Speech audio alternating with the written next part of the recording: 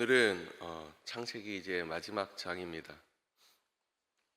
마지막에 이제 창세기 마지막은 요셉이 죽고 장사되는 것으로 끝나는데, 이제 이 전에 먼저 그의 아버지였던 야곱이 먼저 죽게 됩니다.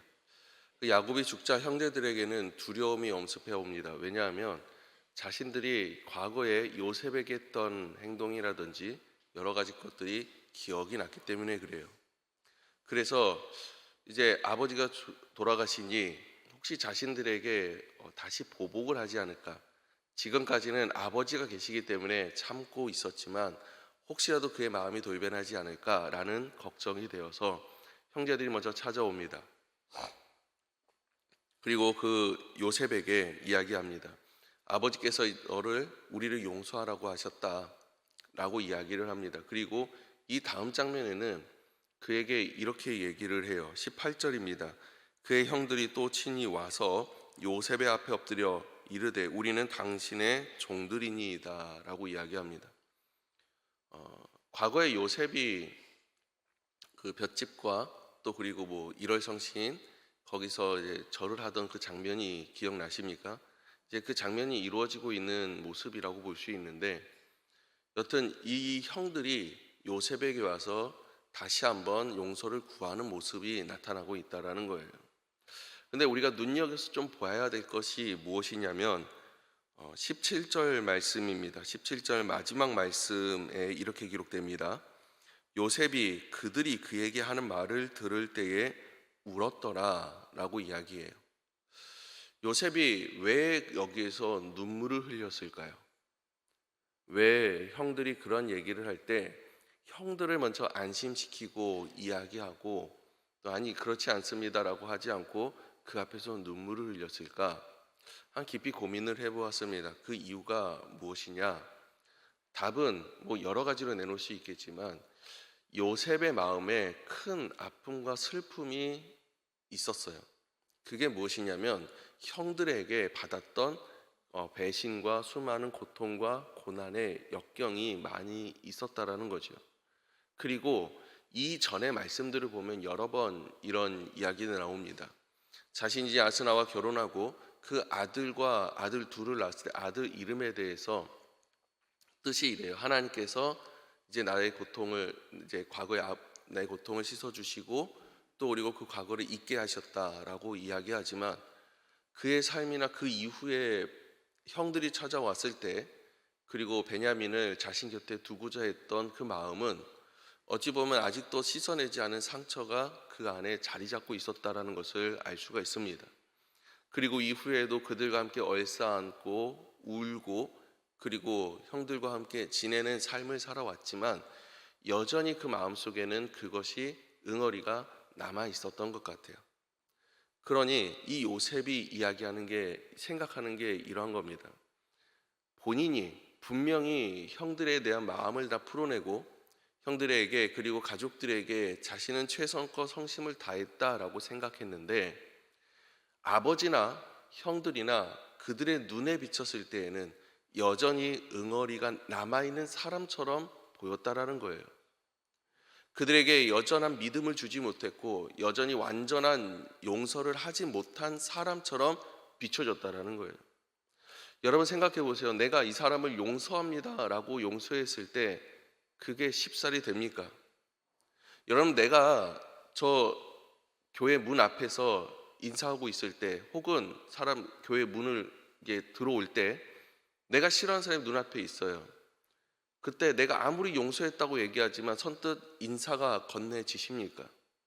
인사가 건네지더라도 내가 좋아하던 사람에게는 활짝 웃으며 인사하는데 좀 내 마음에 꺼림칙한 사람에게는 인사는 하지만 고개만 까딱거리는 정도가 될 때도 참 많이 있다라는 거예요.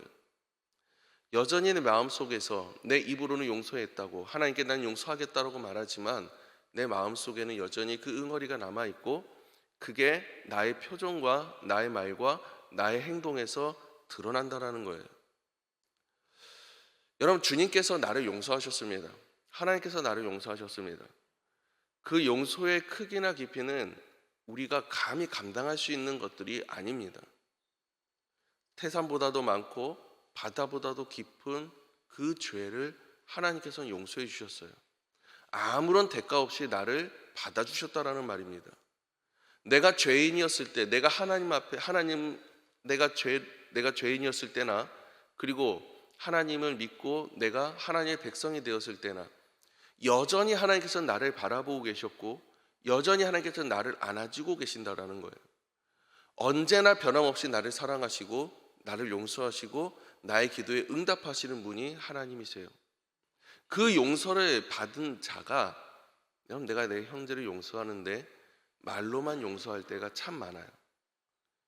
여러분, 간절히 원하옵기는 말뿐만이 용서가 되지 않기를 간절히 소망합니다. 그리고 때로는 내 그 용서가 이렇게 쉽사리 되지 않는 것이 사실입니다. 몇 년입니까?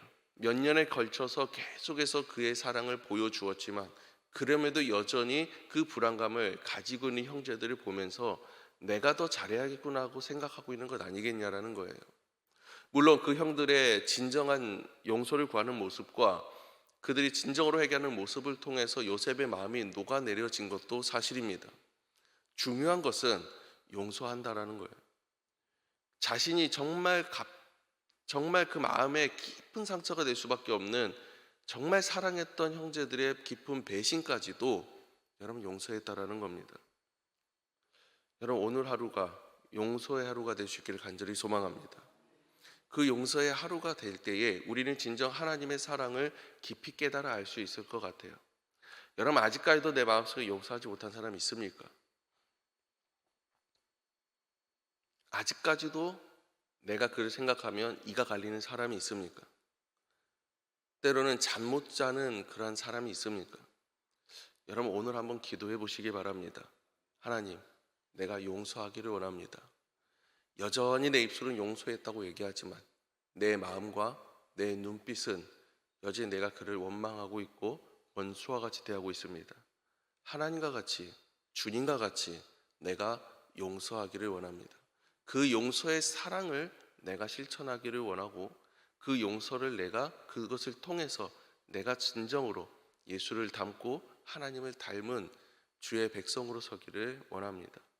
여러분, 이 시간 함께 같이 그렇게 기도하면서 용서를 이루어낼 수 있는, 내 힘으로 되지 않아요, 하나님께서 허락하시는 힘과 능력으로 용서를 이루어낼 수 있는 저와 여러분 되시길 간절히 소망합니다. 기도하겠습니다. 은혜로우신 하나님 아버지, 감사합니다. 죽을 수밖에 없는 죄인인 우리를 용서하심을 너무나도 감사드립니다. 때로는 요셉처럼 우리가 모든 것을 용서했다, 모든 것을 잊었다라고 하지만 여전히 남아있는 깊은 상처와 마음의 응어리는 여전히 남아있는 모습을 보게 됩니다. 주님, 이제 이 모든 것을 풀어내게 하여 주옵소서. 내 힘과 내 능력으로 되지 아니하오니 주님의 능력과 성령의 충만함과 그 불길로 이 모든 것이 녹아내려지게 하시고 오늘 하루가 하나님께서 허락하시는 용서의 날이 될 수 있도록 축복하여 주시옵소서. 살아계신 예수님의 이름으로 기도드렸습니다. 아멘.